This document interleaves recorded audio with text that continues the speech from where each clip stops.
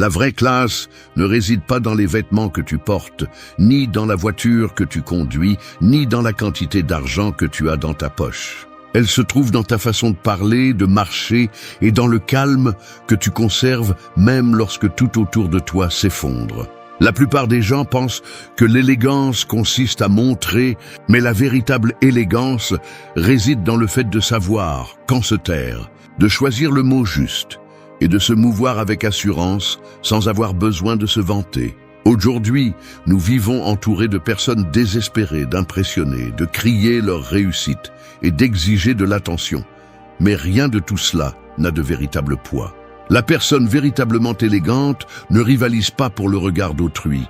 Elle se base sur son caractère et sa cohérence. Sa présence n'a pas besoin d'ornement car elle communique déjà le respect, l'autorité et la tranquillité. Cette vidéo n'est pas destinée à ceux qui cherchent l'approbation externe, mais à ceux qui veulent construire un caractère qui inspire sans un seul mot de trop. Nous parlerons des signes qui révèlent cette classe, qui ne se feint ni ne s'improvise, mais qui naît de la discipline, de l'autocontrôle et de l'authenticité. Parce que dans un monde plein d'apparences vides, la véritable élégance appartient à celui qui n'a pas besoin de prétendre à quoi que ce soit. 1. Parle peu, impacte plus. Le pouvoir des mots ne réside pas dans le nombre que tu utilises, mais dans ce qu'ils provoquent quand tu les prononces. Un commentaire bref, direct et chargé de sens peut abattre des défenses et laisser une trace beaucoup plus profonde qu'un discours interminable. Une personne de véritable classe ne ressent pas le besoin de combler le silence. Au contraire, elle le respecte, l'habite et l'utilise à son avantage. Chaque mot qu'elle prononce a un poids que l'on ressent, car elle ne parle pas pour impressionner, mais pour apporter. Dans la société actuelle, il semble que celui qui parle le plus est celui qui domine le plus. Mais la réalité est autre. Ceux qui parlent sans mesure finissent par épuiser leur crédibilité. Les gens qui laissent vraiment une trace sont ceux qui choisissent quand et comment ouvrir la bouche. C'est la voix qui brise le bruit, pas celle qui le nourrit. Le stoïcisme enseigne que contrôler sa langue est une façon de maîtriser son esprit. Épictète l'a dit clairement, nous ne pouvons rien apprendre pendant que nous parlons. Une personne élégante le sait. Avant de donner son avis, elle écoute et quand elle parle, elle le fait avec la certitude que ses paroles ne seront pas vides. Parler peu n'est pas être timide ou réservé par faiblesse, c'est choisir de ne pas gaspiller ton énergie sur ce qui ne mérite pas d'attention. C'est apprendre à laisser les autres se perdre dans des discussions inutiles pendant que tu conserves ton calme. Un exemple quotidien. Lors d'une réunion de travail, alors que certains s'interrompent, criant et répètent la même chose pour prouver qu'ils ont raison. Celui qui reste silencieux, observant et analysant, est souvent celui qui finit par dire la phrase qui résout le problème. C'est la différence entre le bruit et l'impact. La personne de véritable classe sait qu'elle n'a pas à prouver quoi que ce soit avec des mots. Elle ne cherche pas à avoir toujours le dernier mot, ni à remplir les espaces avec des opinions hâtives. Ses phrases sont claires, sans fioritures inutiles, et c'est précisément pour cette raison qu'elles inspirent le respect. Et quand elle garde le silence, elle ne semble pas faible, elle semble maître d'elle-même. Le silence est une arme puissante car il met mal à l'aise les personnes insécurisées. Celui qui ne supporte pas le silence a tendance à trop parler pour le combler, révélant ainsi son anxiété. En revanche, celui qui se sent à l'aise en se taisant montre sa force. Lorsque tu décides de te taire, tu démontres ton contrôle sur toi-même et tu fais en sorte que les autres prêtent plus d'attention à ce que tu diras ensuite. Mettre en pratique cette leçon dans la vie quotidienne nécessite de la discipline. Commence par t'arrêter avant de répondre, même si ce n'est que pour 2 secondes. Demande-toi si ce que tu vas dire est nécessaire, si cela apporte quelque chose de réel, ou si tu cherches simplement à impressionner ou à te défendre par impulsion. Apprends à lâcher prise sur le besoin d'expliquer tout ou de justifier chaque action. Avec le temps, tu remarqueras que les autres t'écoutent avec plus d'attention parce que tes paroles sont devenues rares et précieuses. Un esprit stoïcien ne gaspille pas de mots, tout comme il ne gaspille pas d'énergie sur ce qu'il ne peut pas contrôler. Parler peu, c'est faire comprendre que tu n'as pas besoin de convaincre quelqu'un de ta valeur. Tu le démontres déjà par ta présence et tes actions. Il n'y a rien de plus élégant que quelqu'un qui ne parle que lorsqu'il a quelque chose qui vaut la peine d'être entendu. Celui qui maîtrise l'art de dire peu et avec intention fait en sorte que sa voix ait plus de poids que le bruit des autres. Dans un monde obsédé par l'excès, se taire devient un acte de rébellion, et chaque mot bien utilisé, une marque qui reste bien après avoir été prononcée. 2. Ta posture est ta carte de visite. Avant même que tu ouvres la bouche, ton corps a déjà parlé pour toi. La façon dont tu te tiens, comment tu bouges les épaules, si tu maintiens un regard ferme ou si tu le baisses vers le sol, tout cela transmet un message plus fort que n'importe quelle phrase. Une personne avec une véritable classe n'a pas besoin d'annoncer sa confiance en elle. Elle se perçoit dans sa posture. Elle marche droite, la tête haute, non par arrogance, mais par respect pour elle-même. Nous vivons à une époque où les apparences superficielles sont exagérées, mais peu comprennent que la première impression ne dépend pas de la tenue ou de la coiffure, mais de la façon dont ton corps se présente au monde. Un dos droit, des épaules détendues mais fermes, des mouvements calmes et précis révèlent le contrôle, la confiance et la maîtrise de soi.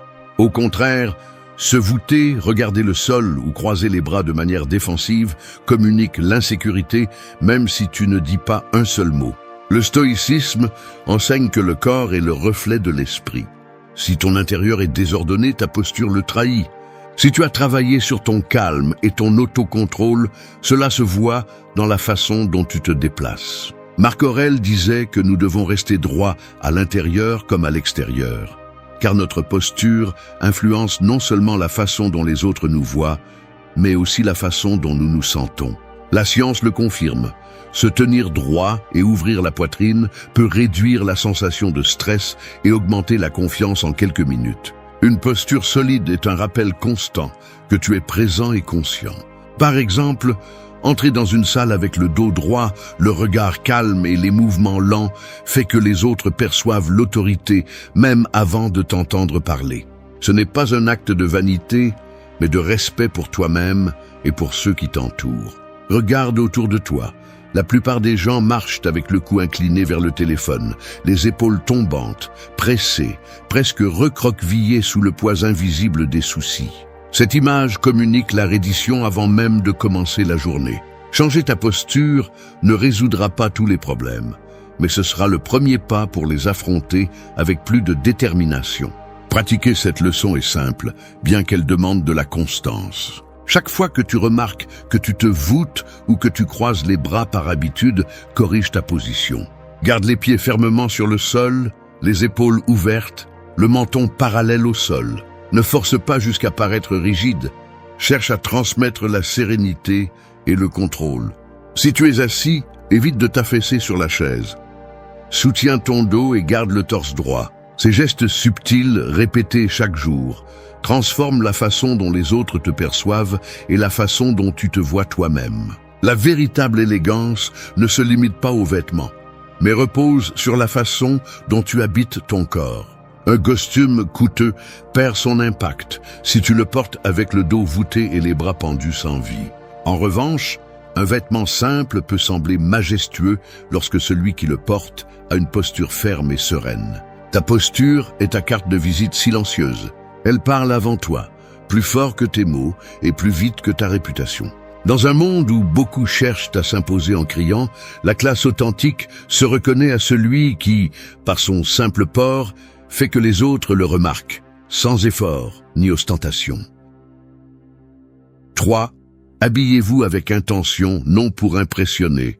Les vêtements ne définissent pas votre valeur, mais ils reflètent votre mentalité. S'habiller avec intention signifie que la façon dont vous vous présentez au monde est cohérente avec qui vous êtes et ce que vous valorisez, pas avec ce que les autres attendent de vous. Il ne s'agit pas de suivre les modes ou de dépenser des fortunes en marque, mais de choisir chaque vêtement avec un but montrant du respect pour vous-même et pour les autres. L'erreur la plus courante est de s'habiller pour impressionner les autres.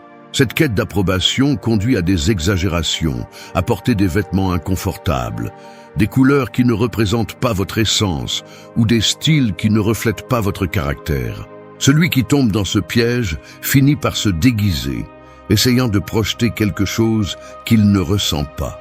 La véritable élégance stoïcienne ne cherche pas à éblouir, elle cherche à être honnête. Le stoïcisme enseigne à vivre avec modération et cohérence, et cette philosophie s'exprime aussi dans la façon de s'habiller. Une tenue simple, propre et bien entretenue communique l'ordre et le respect de soi. Une personne de classe ne s'habille pas pour démontrer son statut. Elle s'habille pour refléter l'équilibre. Pensez à quelqu'un qui entre dans une pièce avec des vêtements neutres, sans logo visible ni accessoires extravagants, mais avec des vêtements qui lui vont bien, qui sont soignés et bien assortis. Cette personne se démarque non pas parce que ses vêtements brillent, mais parce qu'elle transmet une harmonie entre son intérieur et son extérieur. C'est la force de s'habiller avec intention. Votre présence parle avant les tissus. Dans un monde où beaucoup confondent l'élégance avec l'ostentation, s'habiller avec intention est un acte de rébellion silencieuse. C'est choisir la qualité sur la quantité, la sobriété sur l'exagération et le respect de soi sur l'approbation des autres. Vous n'avez pas besoin de remplir votre placard avec des dizaines de vêtements pour avoir du style. Quelques pièces intemporelles, bien choisies, qui vous font vous sentir à l'aise et en sécurité suffisent.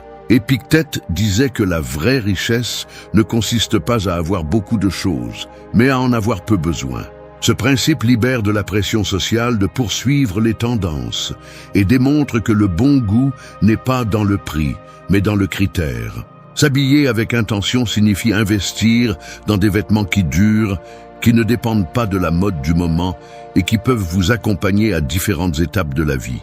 Pour pratiquer cette leçon, commencez par revoir votre garde-robe. Éliminez ce que vous n'utilisez plus ou ce qui ne représente pas qui vous êtes aujourd'hui. Préférez des vêtements aux coupes simples, aux couleurs neutres et aux matériaux de qualité qui s'adaptent à différentes occasions. Apprenez à garder vos vêtements propres, repassés et bien entretenus.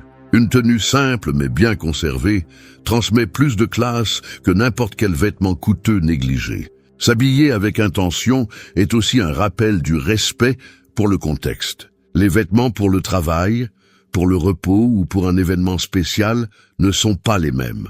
Il ne s'agit pas de toujours s'habiller de manière formelle, mais de comprendre que votre tenue communique votre considération pour le lieu où vous vous rendez et pour les personnes que vous rencontrez. Un point clé est de comprendre que la tenue influence votre propre état mental.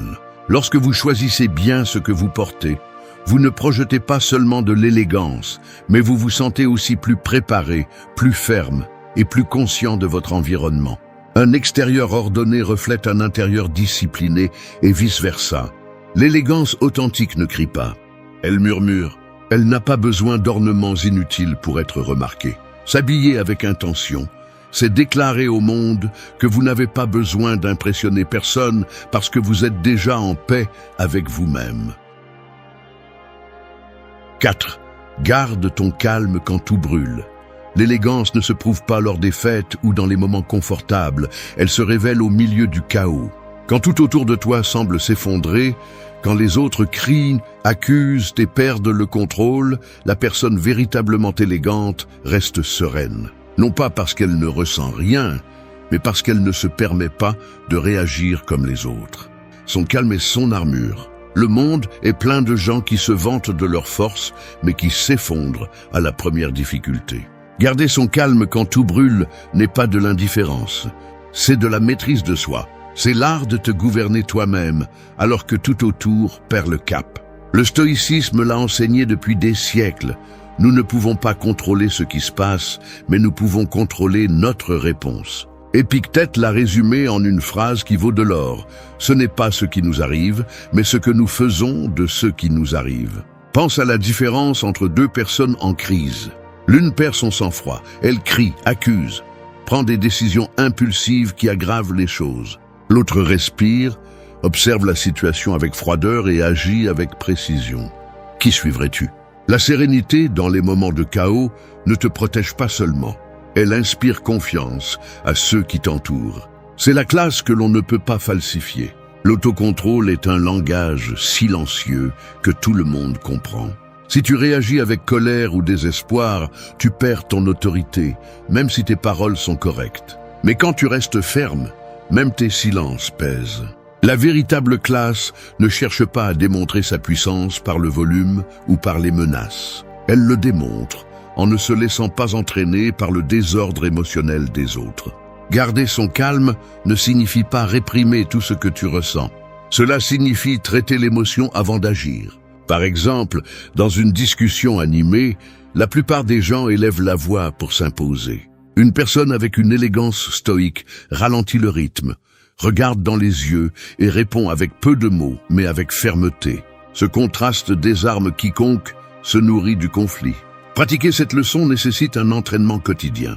Commence par les petites choses, le trafic, les contretemps au travail, les commentaires offensants sur les réseaux sociaux. Chaque fois que tu ressens l'envie de réagir immédiatement, arrête-toi. Respire profondément avant de répondre, observe le moment avec une certaine distance et demande-toi si ta réaction changera quelque chose ou ne fera qu'alimenter le problème. Les stoïciens recommandaient de visualiser les pires scénarios non pas pour souffrir, mais pour se préparer mentalement. Ainsi, lorsque l'adversité réelle arrive, elle ne te prend plus par surprise. Garder son calme est plus facile lorsque tu acceptes que la vie n'est pas sous ton contrôle et que le chaos est inévitable. Ton pouvoir réside dans ta réponse, pas dans la tentative désespérée de contrôler l'extérieur. Une personne véritablement élégante ne perd pas sa dignité au milieu de la tempête. Son sang-froid devient un phare pour les autres.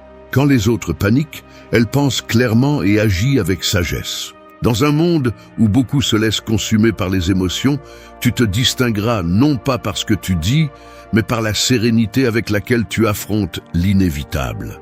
Garder son calme quand tout brûle est la preuve la plus claire que tu as travaillé sur toi-même. C'est le signe que ta force n'est pas un spectacle, mais une conviction. Et c'est là que réside la véritable classe. Savoir que, quoi qu'il arrive, personne ni rien n'a le pouvoir de te voler ta paix intérieure. 5. Respecte le temps comme un trésor.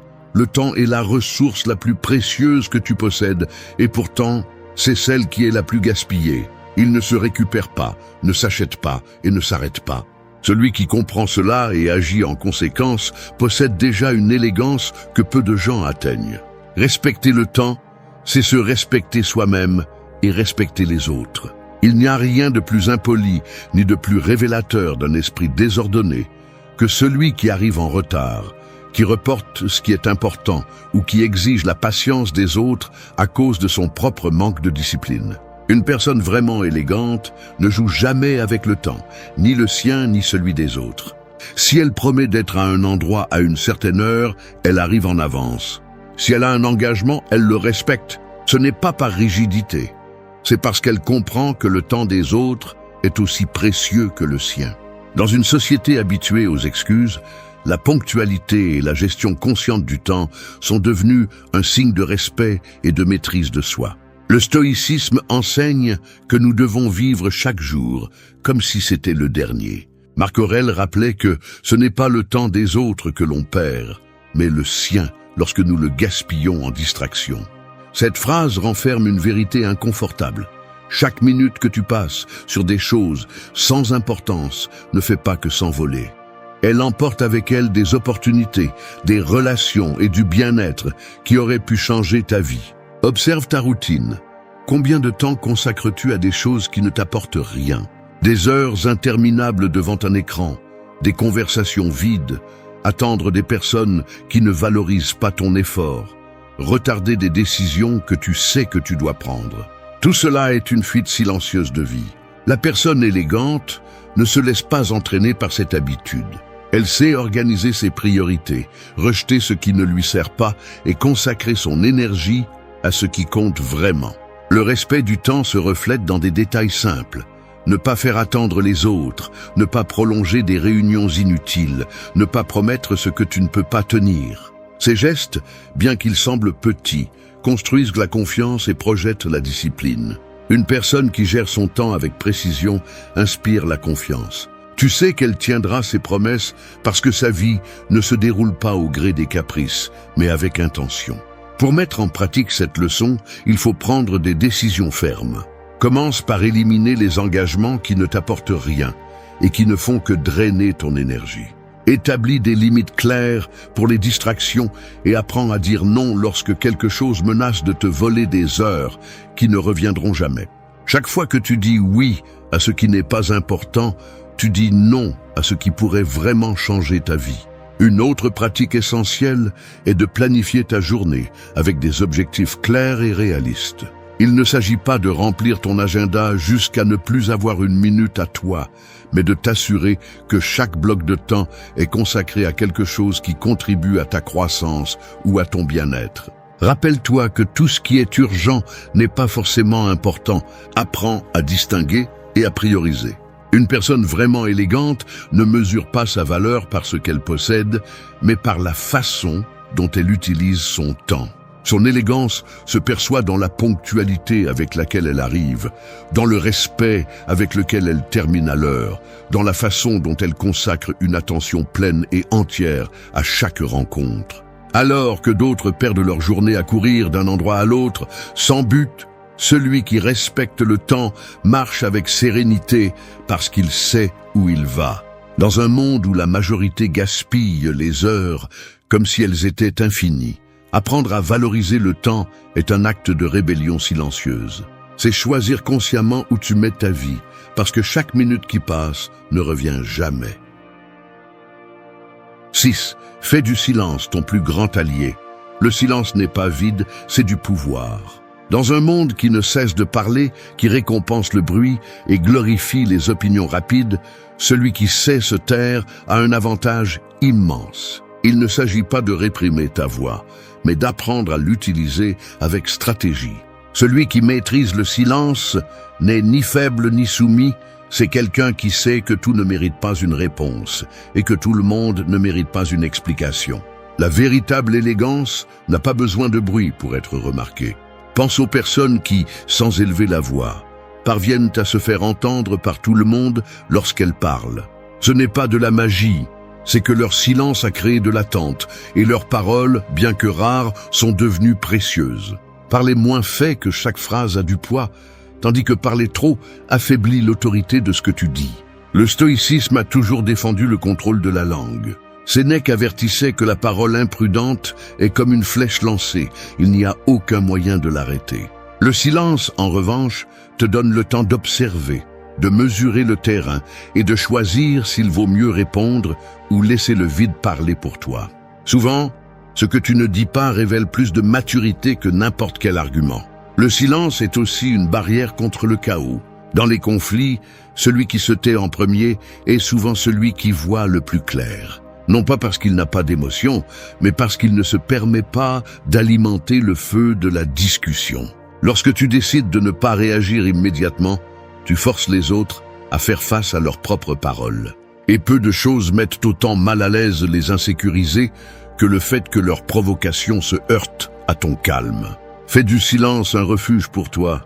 Et avant de répondre à un message qui te met en colère, prends quelques minutes. Avant de répliquer au milieu d'une discussion, respire et garde le silence. Tu n'as pas à prouver quoi que ce soit chaque fois que quelqu'un te défie. Ce self-control ne préserve pas seulement ta paix intérieure, il transmet aussi de la fermeté et de l'autorité. Dans la vie quotidienne, le silence stratégique peut ouvrir plus de portes que l'insistance. Par exemple, au travail, lorsque tu présentes une idée et que tu te tais ensuite, tu forces les autres à réfléchir. Si tu continues à parler sans arrêt, tu dilues l'impact de tes propres paroles. Il en va de même dans les relations personnelles. N'explique pas trop, ne justifie pas chaque décision. Ne laisse pas les autres manipuler ton besoin d'être compris. Une personne de classe sait que tout ne doit pas être partagé. Elle n'annonce pas chaque plan, ne révèle pas chaque pensée et n'exhibe pas chaque réussite. Elle garde pour elle ce qui est encore en cours, parce qu'elle comprend que les choses grandissent mieux dans le silence. Cette discrétion génère du respect et même un air de mystère qui fait que les autres veulent prêter plus d'attention. Pratiquer le silence ne signifie pas devenir distant ou inaccessible. Cela signifie choisir avec soin quand tu parles, à qui tu partages ta vérité et ce que tu décides de garder pour toi. Commence par observer combien de fois tu parles par habitude, par malaise, avec le silence ou par le besoin de remplir l'espace. Ensuite, réduis ce qui est inutile et conserve seulement ce qui est essentiel. Dans un monde qui craint le silence, celui qui apprend à l'utiliser devient magnétique. Sa présence impose le respect parce qu'elle ne se gaspille pas à chercher de l'attention. Son élégance n'est pas dans ce qu'elle dit, mais dans la tranquillité qu'elle transmet en n'éprouvant pas le besoin de tout dire. Fais du silence ton plus grand allié, et tu découvriras que, souvent, le véritable pouvoir n'est pas dans les mots, mais dans la maîtrise de quand les taire. 7. Remercie sans te vanter. La gratitude est l'une des marques les plus claires de véritable classe. Il ne s'agit pas de doux mots pour les apparences ou de publications remplies de phrases motivantes sur les réseaux sociaux. La gratitude authentique se voit dans la façon dont tu traites les personnes qui t'aident, comment tu reconnais l'effort des autres sans le montrer, et dans ta capacité à apprécier ce que tu as déjà, sans avoir besoin de le transformer en spectacle. Nous vivons à une époque où remercier est confondu avec se vanter. Il y a ceux qui enregistrent chaque geste de générosité, qui mettent sur Internet le moindre acte de bonté en attendant des éloges. Mais ce type de gratitude n'est qu'une fin d'approbation.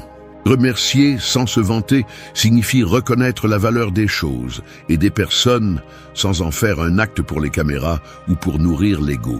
Une personne avec une véritable classe est discrète avec sa gratitude.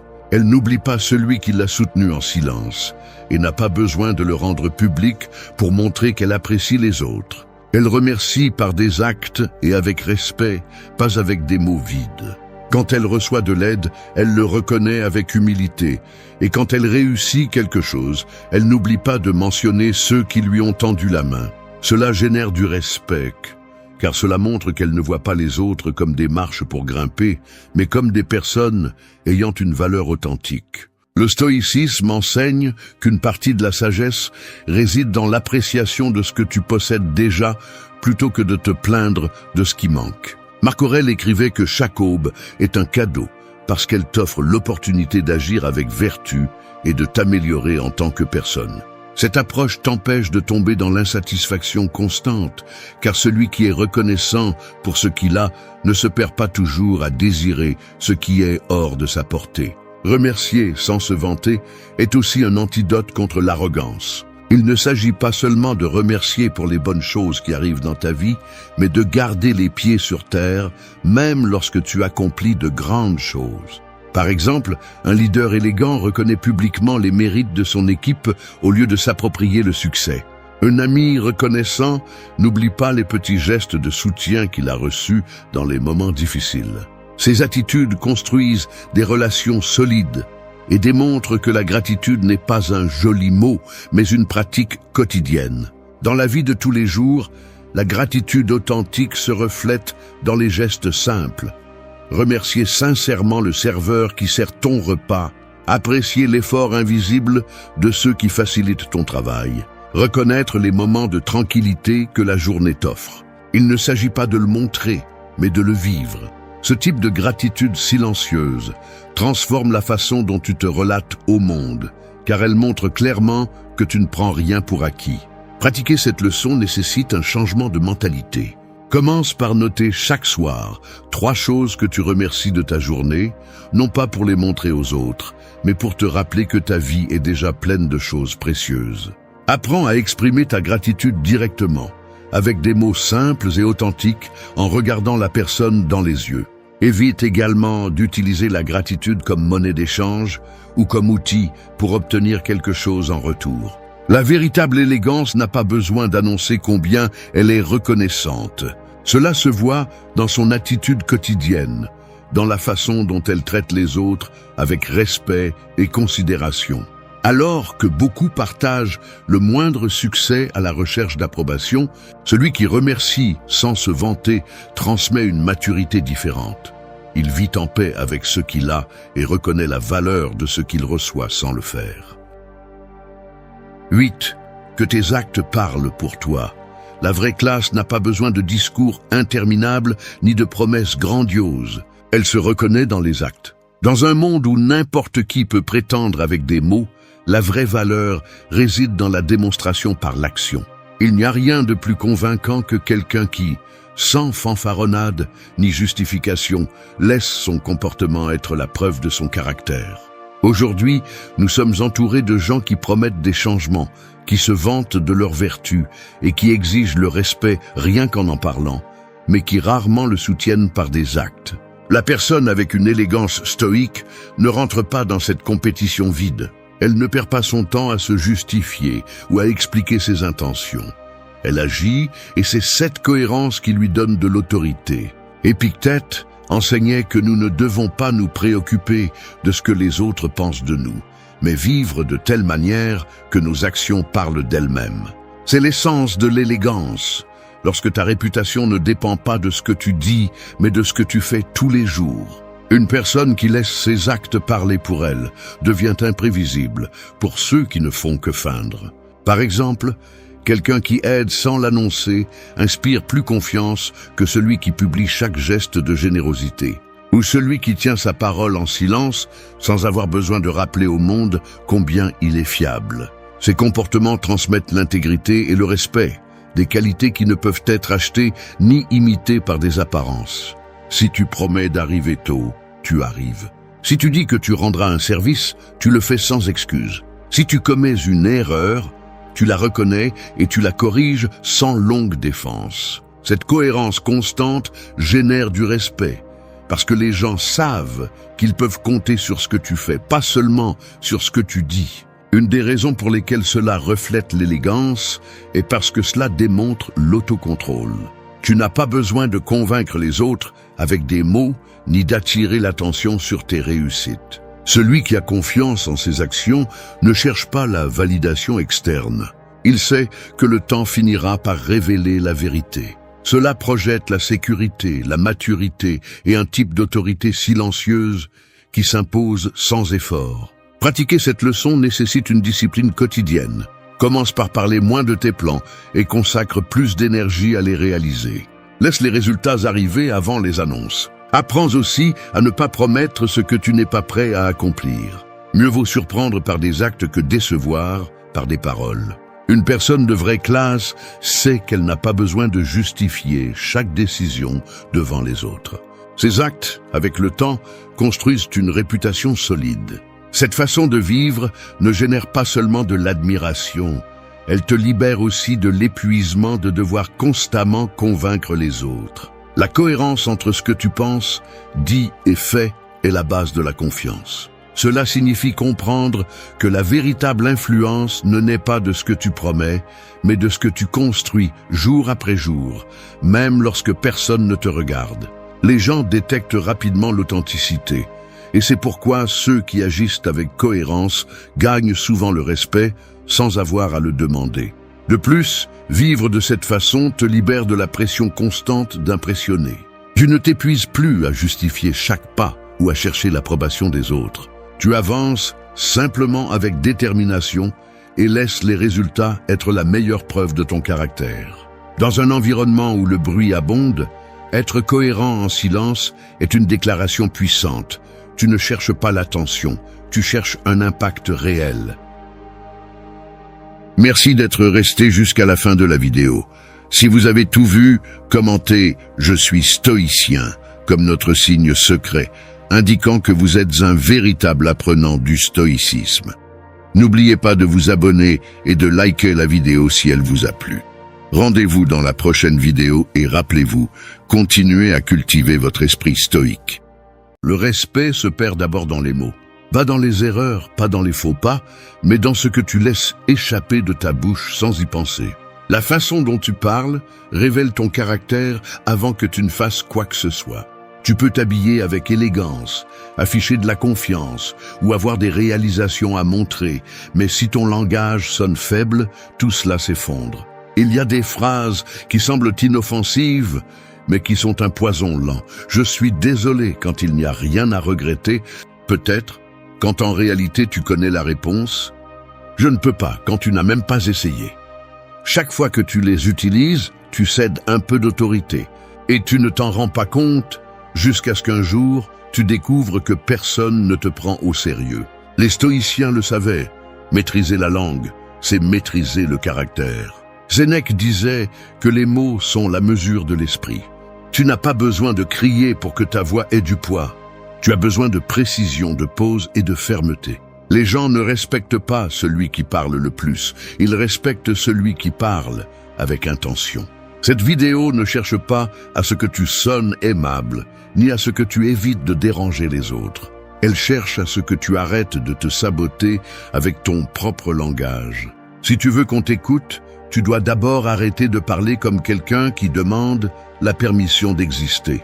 Ici, tu apprendras à identifier les mots qui érodent ta présence et à les remplacer par un langage ferme, conscient et discipliné. Parce que chaque phrase que tu prononces peut t'ouvrir des portes ou te les fermer au visage. À partir d'aujourd'hui, tu vas découvrir que le véritable respect ne se mendie pas. Il se projette très clairement. T'es le « je suis désolé » qui te rend invisible. Il y a des gens qui passent leur vie à s'excuser d'exister. Chaque phrase qu'ils prononcent commence par un « je suis désolé », même s'ils n'ont rien fait de mal. C'est presque automatique. Je suis désolé d'interrompre. Je suis désolé de demander. Je suis désolé de déranger. Sans s'en rendre compte, chaque excuse inutile leur arrache un morceau de présence et dit aux autres « je ne mérite pas d'occuper de l'espace ». C'est ainsi qu'ils deviennent peu à peu invisibles. Dire « je suis désolé » lorsque tu as commis une véritable erreur est un signe de maturité et de respect. Mais demander pardon simplement pour avoir une opinion, pour avoir besoin de quelque chose ou pour être à la place qui te revient est un signe d'insécurité. C'est l'aveu silencieux que tu penses que ta seule existence est un obstacle. Le problème n'est pas la courtoisie, mais l'habitude de s'excuser pour vivre. Les stoïciens comprendraient très bien cela. Pour eux, la valeur personnelle ne dépend pas de l'approbation des autres, mais de ton propre jugement. Si tu sais que tu n'as rien fait d'injuste, tu ne devrais pas baisser la tête. Sénèque écrivait que personne n'a le droit de te mépriser si tu ne lui donnes pas cette permission. Et chaque excuse inutile est une reddition que tu offres volontairement. Pense aux fois où tu as vu quelqu'un lors d'une réunion ou d'une conversation, lever la main pour parler, et avant d'exprimer son idée dire « je suis désolé ». Peut-être que ce n'est pas important, mais à cet instant, il perd de l'autorité. Peu importe que son idée soit brillante. Le « je suis désolé » le transforme en quelqu'un qui doute de sa propre valeur. L'auditoire, même inconsciemment, perçoit cette insécurité et cesse de lui accorder le respect qu'il méritait. Les mots ne communiquent pas seulement des idées, ils transmettent une hiérarchie invisible. Celui qui s'excuse inutilement se place en dessous des autres, comme s'il cherchait leur permission pour exister. C'est pourquoi, lorsque tu élimines ce « je suis désolé » qui n'est pas approprié, quelque chose change. Ta voix cesse de sonner comme un murmure qui demande la permission et commence à sonner comme quelqu'un qui sait qu'il a le droit de parler. Cela ne signifie pas devenir grossier ou perdre de l'empathie. Il s'agit de reconnaître que tu n'as pas besoin de t'excuser pour demander ce qui te revient ou pour avoir une présence dans une conversation.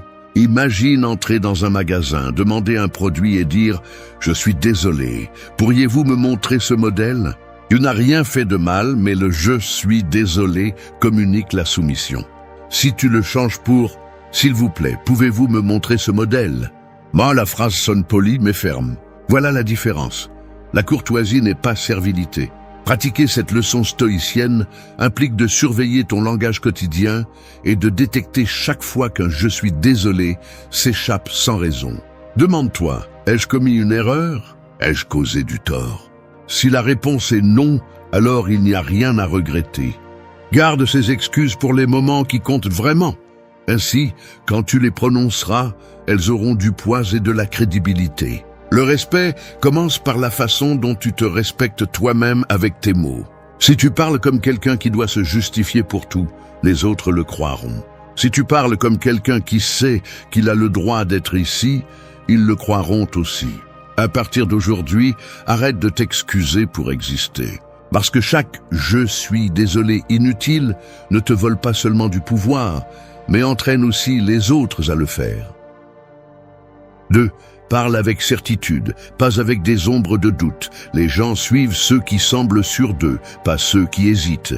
Tu peux avoir le meilleur argument du monde, mais si tu le présentes avec des mots faibles, il perd tout son poids. Chaque fois que tu remplis tes phrases avec « peut-être »,« je pense que »,« peut-être » ou « je ne suis pas sûr », tu ouvres la porte à ce que d'autres dessinent pour toi. Le problème n'est pas de reconnaître que tu ne sais pas tout. Le problème est de transformer l'insécurité en une habitude qui affaiblit ta voix. Dans le monde réel, celui qui parle avec assurance inspire confiance, même s'il se trompe, alors que celui qui semble incertain provoque des doutes, même quand il a raison. C'est injuste, mais c'est ainsi que fonctionne la perception humaine. Les gens confondent le ton de la sécurité avec l'autorité. Si tu sembles douter de tes propres mots, personne ne va prendre le risque de te faire confiance. Les stoïciens comprenaient que la clarté est le pouvoir. Épictète enseignait que nous devrions parler de ce que nous savons et taire ce que nous ignorons, mais jamais traîner les mots avec des hésitations qui confondent. Une affirmation claire n'a pas besoin d'être arrogante. C'est un reflet de l'autocontrôle et de la maîtrise de la pensée. Pense à une conversation quotidienne. Quelqu'un demande « Quel chemin prenons-nous pour arriver ?» Et tu réponds « Je pense que c'est par là. Peut-être, je ne suis pas très sûr. » Même si tu as raison, ta réponse n'inspire pas confiance. En revanche, si tu dis « Allons par cette route, je connais le chemin », même si un obstacle se présente ensuite, les gens ont confiance en toi pour les suivre. La différence réside dans la certitude avec laquelle tu parles, pas dans le résultat final. Les mots remplis de doute ne nuisent pas seulement à la façon dont les autres te perçoivent, mais ils façonnent aussi ton esprit.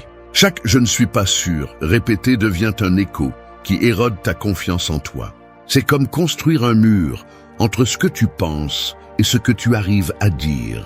Plus tu hésites, plus tu entraînes ton cerveau à croire que tu n'as pas de pouvoir sur tes propres idées. Un conseil stoïcien pour inverser cette habitude est de discipliner ton langage. Dis ce que tu sais clairement et n'embellis pas ce que tu ne sais pas avec des excuses. Si tu n'as pas la réponse, dis-le avec la même fermeté. Je n'ai pas l'information en ce moment, mais je vais la chercher. Cela sonne responsable, pas faible.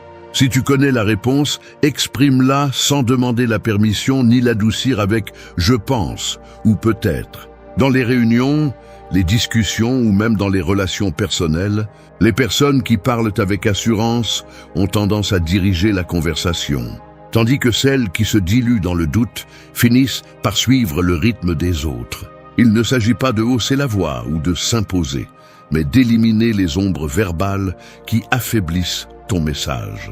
Le respect commence lorsque ton langage démontre que tu sais ce que tu dis. Celui qui parle avec certitude transmet l'ordre mental.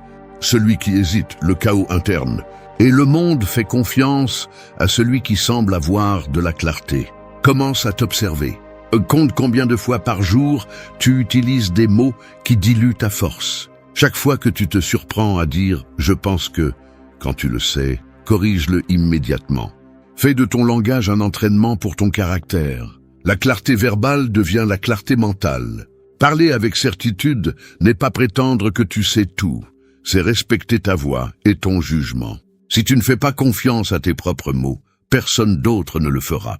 À partir d'aujourd'hui, élimine les ombres du doute et laisse ta voix être une déclaration de présence.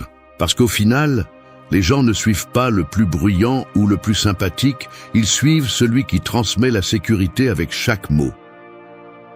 3. Efface le « je ne peux pas » qui enchaîne ton esprit. « Je ne peux pas » est une phrase courte, mais elle porte le poids d'une cellule. Chaque fois que tu la prononces, tu fermes une porte sans même essayer de l'ouvrir. Pire encore, c'est une chaîne invisible qui non seulement lie tes actions, mais aussi la façon dont les autres te perçoivent. Celui qui vit en répétant « je ne peux pas » finit par se croire incapable et enseigne aux autres à le croire aussi.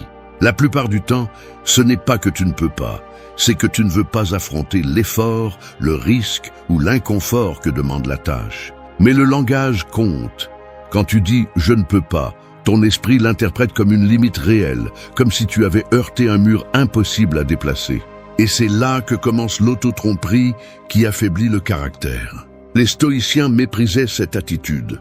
Épictète enseignait que tout n'est pas sous notre contrôle, mais il est entre nos mains de choisir notre réponse et de nous efforcer pour ce que nous pouvons changer.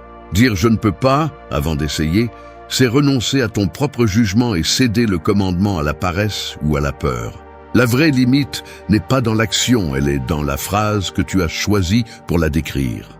Pense à combien d'opportunités sont perdues à cause de cette petite déclaration de défaite. Une promotion au travail que tu n'as pas demandé parce que tu as dit « je ne peux pas assumer cette responsabilité ».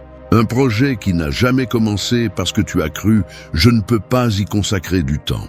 Une conversation importante que tu as évitée parce que tu as pensé « je ne peux pas gérer le conflit ».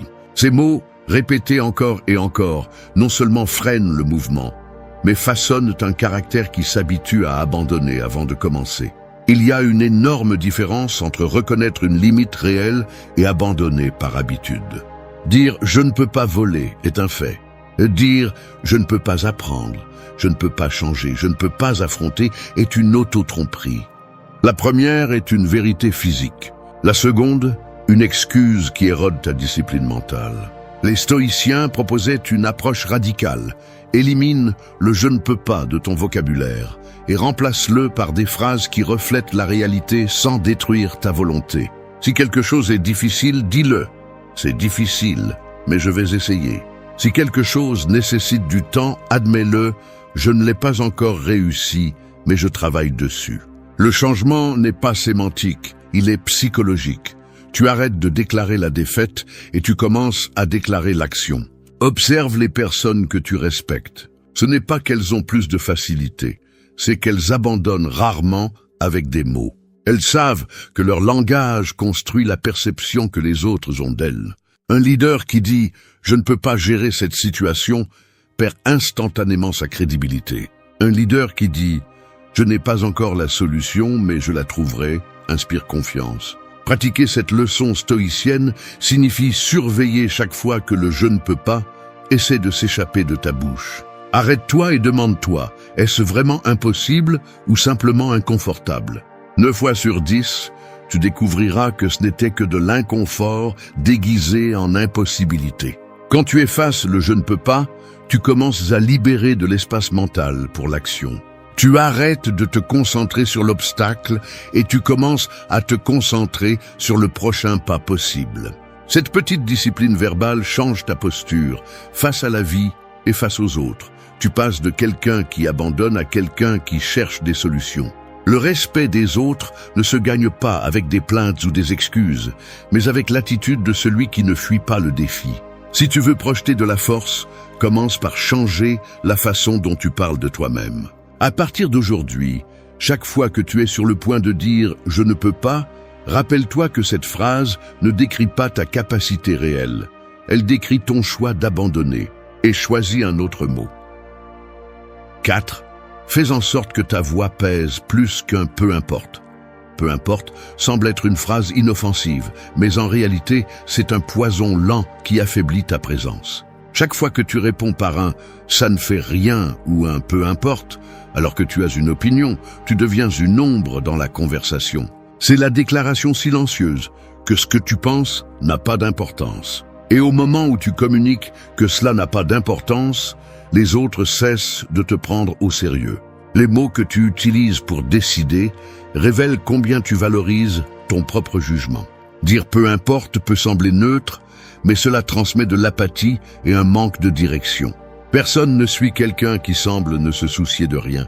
Au contraire, le respect naît de celui qui a de la clarté et démontre qu'il sait ce qu'il veut, même dans les détails les plus petits. Les stoïciens comprenaient que la véritable liberté réside dans le jugement propre. Marc Aurèle écrivait que l'esprit est maître de ses opinions et que renoncer à elles, c'est céder ton pouvoir à d'autres. Chaque fois que tu dis « peu importe », tu cèdes cette souveraineté. Cela peut sembler être une concession minime, céder le choix du restaurant, de la direction, de la décision lors de la réunion. Mais en réalité, tu entraînes les autres à ignorer ta voix. Pense à la vie quotidienne. Quelqu'un te demande où tu préfères t'asseoir, quelle option de projet tu choisis, quel chemin prendre. Tu réponds « peu importe ». Peut-être le fais-tu pour éviter le conflit ou paraître flexible, mais le message caché est que ton jugement n'a pas de poids. Avec le temps, ceux qui t'entourent t'apprennent à ne rien te demander d'important, car ils savent déjà que ta réponse sera sans importance. Le respect ne consiste pas à imposer toujours ta volonté, mais à montrer que ton opinion a une direction. Dire « je préfère ceci » ou « je penche pour cela » n'est pas être têtu, c'est montrer que tu sais ce que tu veux. Celui qui cède toujours par paresse de penser ou de déranger finit par payer le prix d'être invisible dans les décisions qui lui importent. Du point de vue stoïcien, avoir une voix signifie utiliser la raison pour choisir, pas pour plaire. Sénèque avertissait que celui qui ne se gouverne pas lui-même est gouverné par les autres. Chaque fois que tu dis « peu importe » par habitude, tu t'éloignes de ce gouvernement de soi et tu t'habitues à vivre sous les décisions des autres. La première étape pour récupérer le poids de ta voix est de t'arrêter avant de répondre.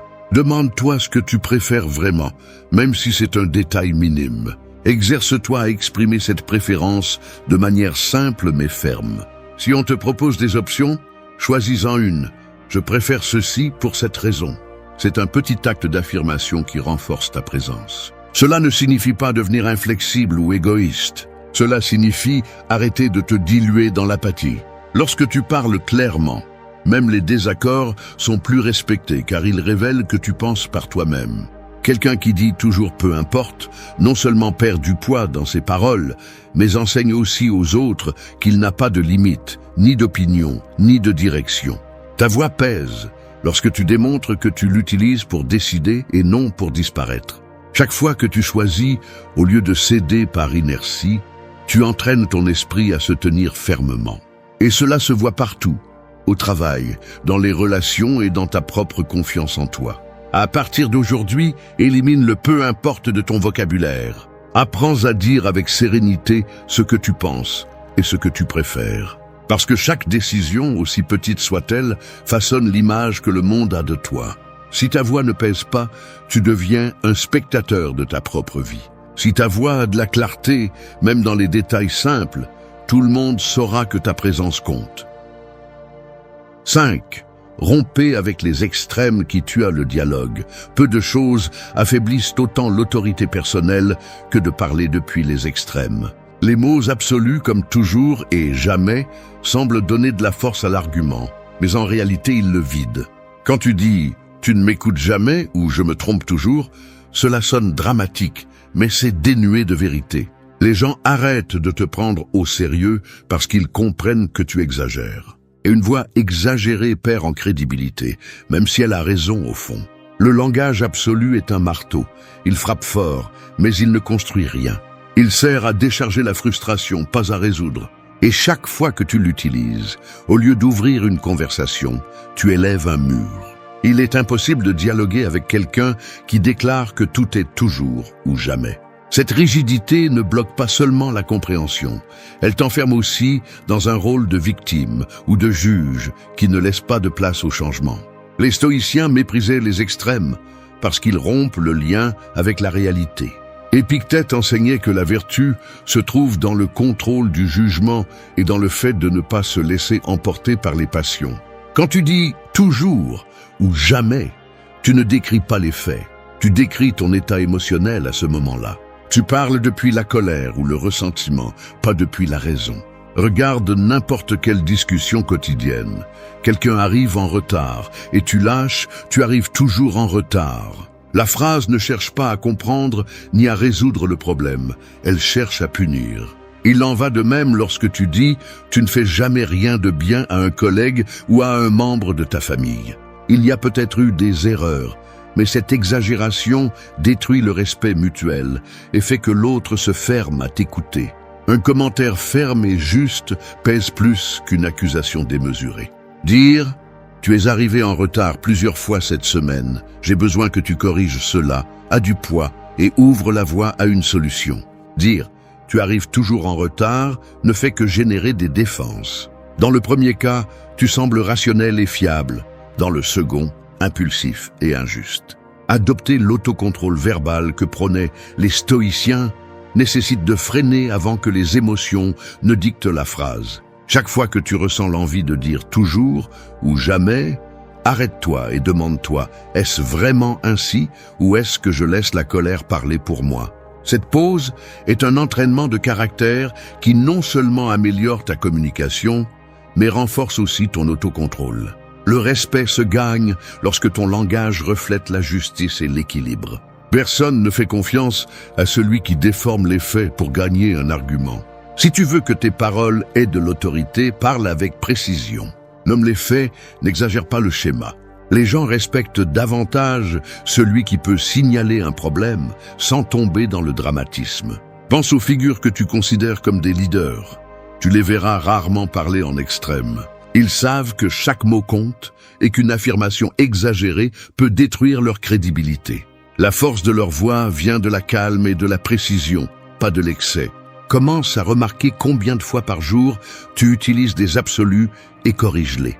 Change le « tu fais toujours cela » par « tu as tendance à faire cela souvent ». Change le « tu n'aides jamais » par « tu n'as pas été disponible dernièrement ». Ce sont des ajustements simples qui transforment la façon dont les autres reçoivent ton message. Rompre avec les extrêmes ne signifie pas adoucir la vérité. Cela signifie la montrer sans distorsion.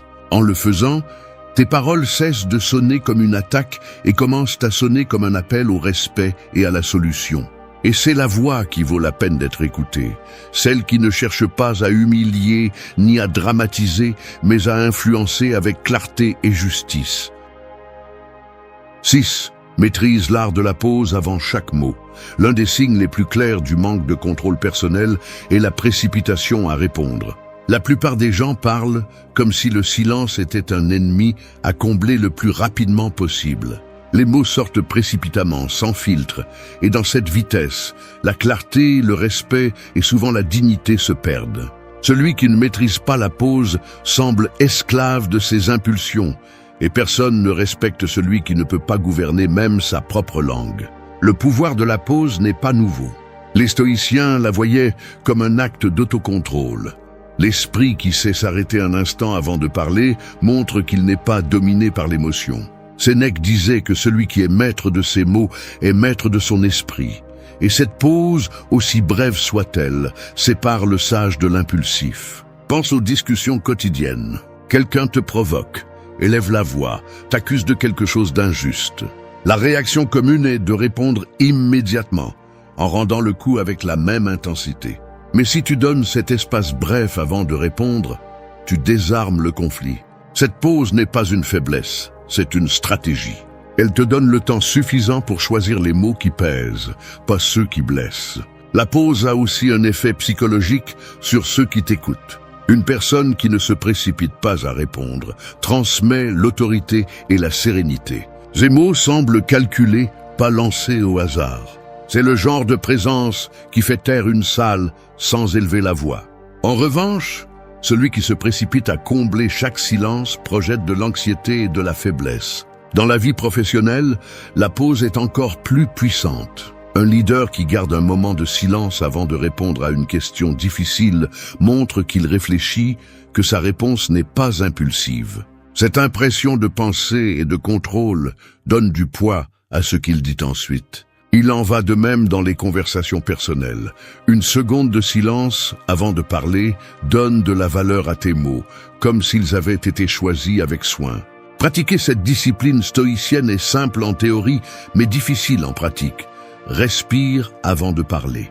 Compte mentalement jusqu'à 2 si l'émotion te domine. Observe la réaction des autres avant de répondre. Ce petit espace de temps est où naît l'autocontrôle. Il faut comprendre que le silence n'est pas vide, c'est présence. C'est un rappel que tu n'es pas pressé de convaincre quelqu'un ni de prouver quoi que ce soit. Parler trop vite, sauter de phrase en phrase, révèle l'insécurité. Garder le silence avant de répondre montre que tu as confiance en toi et que tu n'as pas besoin de rivaliser avec le bruit pour être entendu. Le respect que tu cherches ne dépend pas de combien tu dis, mais de comment tu le dis. Lorsque tu élimines l'impulsion de combler chaque silence, tu fais en sorte que chaque mot, et le poids d'une décision. Ainsi, même les phrases courtes acquièrent de l'autorité. Dans la pratique quotidienne, applique la pause dans les moments de tension et aussi dans les moments d'enthousiasme. Avant d'accepter une proposition, de donner un conseil ou de lâcher une critique, arrête-toi. Cette pause te permet de mesurer l'impact de ce que tu es sur le point de dire. Souvent, tu découvriras que ce que tu allais prononcer ne valait pas la peine. Maîtriser la pause est un acte de respect envers toi-même et envers les autres. Tu cesses de réagir comme une étincelle qui s'allume au moindre frottement et tu deviens quelqu'un qui décide quel feu allumer et lequel éteindre. À partir d'aujourd'hui, n'aie pas peur du silence. Fais-en ton allié, parce que les mots gagnent en puissance non seulement par ce qu'ils expriment, mais aussi par l'espace que tu leur donnes pour respirer. 7. Donne du poids à chaque phrase comme si c'était un ordre au destin. Les mots que tu prononces ne sont pas de l'air vide, ce sont des déclarations sur qui tu es et où tu vas. Quand tu parles sans conviction, ta voix devient un murmure que personne ne se souvient. Mais quand chaque phrase sonne comme si elle portait le poids d'une promesse inévitable, les gens t'écoutent d'une autre manière. Tu n'as pas besoin de crier ni d'impressionner.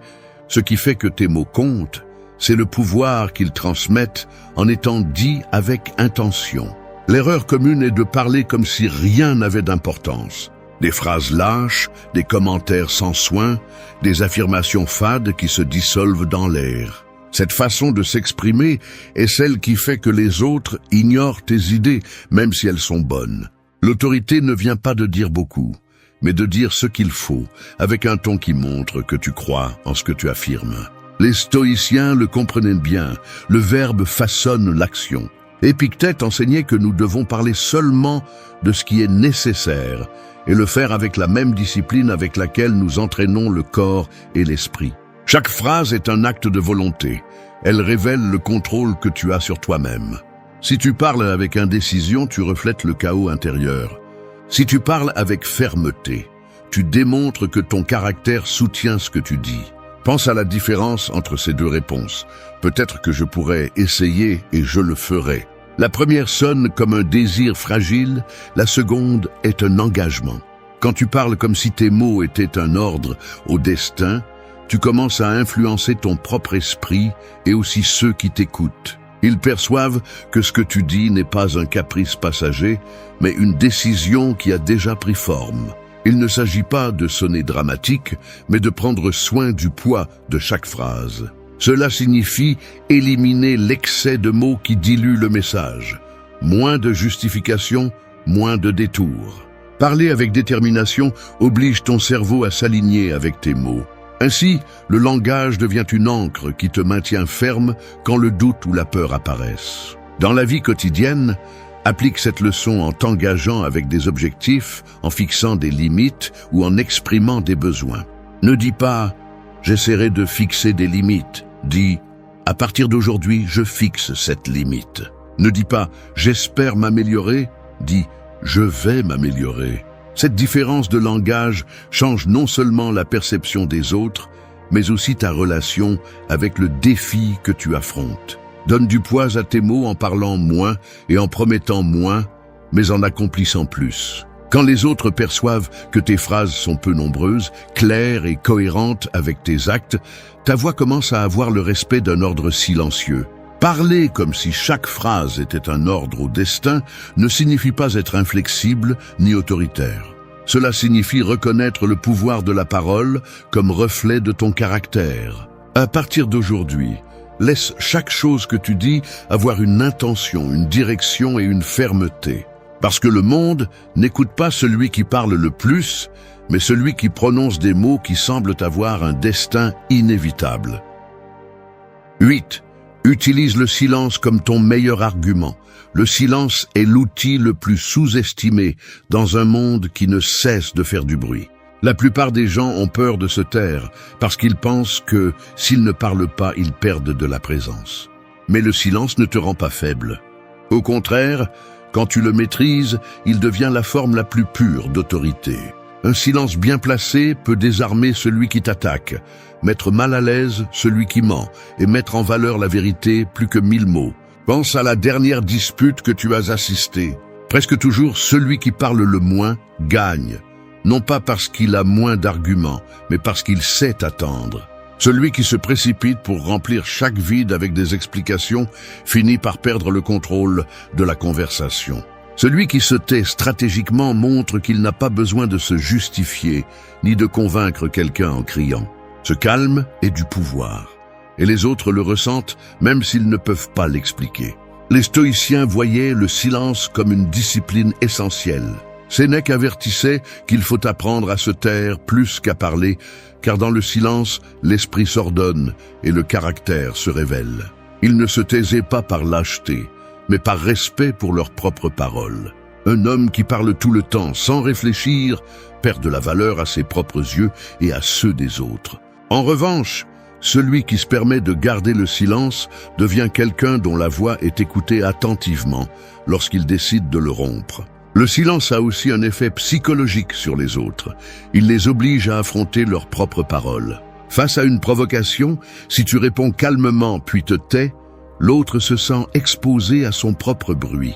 Cet espace vide révèle l'insécurité de celui qui crie et transmet la force de celui qui se tait. Il ne s'agit pas de rester muet ou d'éviter le dialogue. Il s'agit de comprendre que toutes les situations ne méritent pas une réponse immédiate. Souvent, répondre ne fait qu'alimenter des conflits inutiles. Le silence, dans ces moments, est une déclaration que tu ne rentres pas dans les jeux des autres. Pense à un leader en pleine crise. S'il parle trop, il donne l'impression de nervosité. S'il garde un silence bref avant de donner une instruction, il transmet la sérénité et le contrôle. Il en va de même dans les conversations quotidiennes. Quelqu'un te provoque avec un commentaire sarcastique. Au lieu de réagir, tu le regardes et te tais. Cette pause est plus dérangeante que toute réplique et montre clairement que cela ne t'affecte pas. Pratiquer le silence comme argument nécessite du courage. Il faut une force intérieure pour résister à l'impulsion de te défendre, d'expliquer ou de te justifier. C'est un exercice de maîtrise de soi. Tu choisis de ne pas gaspiller des mots là où ils n'apporteront aucun résultat. Dans la vie quotidienne, commence par observer combien de fois tu parles juste pour remplir l'espace. Apprends à freiner ce besoin. Garde le silence lorsque la réponse ne change pas le résultat, lorsque la provocation ne cherche que ta réaction, lorsque le moment exige de la réflexion. Chaque silence conscient est une affirmation de ton contrôle et de ta valeur. Le respect que tu inspires augmente lorsque les autres perçoivent que tu ne réagis pas à chaque provocation. Ils savent que, si tu parles, c'est parce qu'il y a quelque chose qui vaut la peine d'être dit. Et cela donne à tes paroles un poids particulier. Le silence, utilisé avec intention, n'est pas une absence de voix, c'est la voix la plus ferme de ton caractère. À partir d'aujourd'hui, fais-en partie de ton langage. Laisse le silence parler quand les mots sont de trop et que ta voix n'apparaît que lorsqu'elle a le pouvoir de changer le moment. Ainsi, même sans dire un mot, tu auras toujours le dernier mot. Merci d'être resté jusqu'à la fin de la vidéo. Si vous avez tout vu, commentez « Je suis stoïcien » comme notre signe secret, indiquant que vous êtes un véritable apprenant du stoïcisme. N'oubliez pas de vous abonner et de liker la vidéo si elle vous a plu. Rendez-vous dans la prochaine vidéo et rappelez-vous, continuez à cultiver votre esprit stoïque.